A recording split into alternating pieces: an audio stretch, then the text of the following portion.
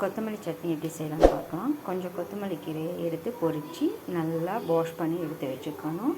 அப்புறம் தக்காளி பெரிய சைஸாக இருந்தால் 1, காரத்துக்கேற்ப வரமிளகா 4, ஒரு துண்டு இஞ்சி, கொஞ்சம் பூண்டு, பெரிய வெங்காயம் சின்னதாக இருந்தால் ஒரு 3 பெரிய வெங்காயம் எடுத்து நறுக்கி வச்சுக்கோங்க.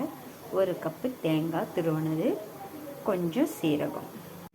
இப்போ வடைச்சட்டியை வச்சுட்டு அடுத்தது கீரை போட்டு நல்லா வணக்கணும்.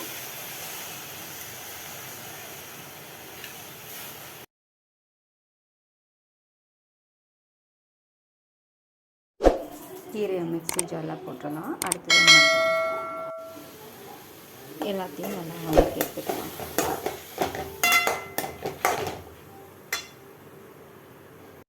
நல்லா வணங்கிட்டு தக்காளி கொஞ்சம் வணங்கட்டும்.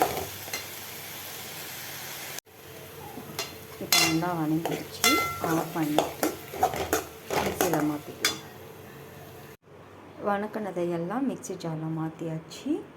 தேங்காய் 1 கப் ஆட் பண்ணிட்டோம். கொஞ்சம் புளி வேணுன்னா போட்டுக்கலாம், யுவர் சாய்ஸ். சரி, கொஞ்சம் உப்பு தேவைக்கேற்ப போட்டு நல்லா அரைச்சி எடுத்துக்கலாம். இன்னும் கொஞ்சம் நல்லா அரைச்சிக்கலாம்.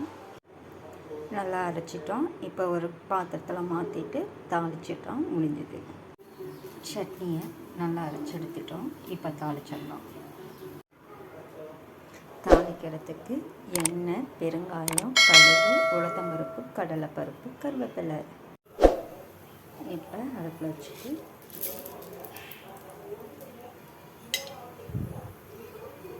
கடுகு இதெல்லாம் பொரிஞ்சோன்னே கறிவேப்பிலை போட்டு எடுத்துடலாம். தாளித்து எடுத்துக்கிட்டு சுவையான கொத்தமல்லி சட்னி ரெடி.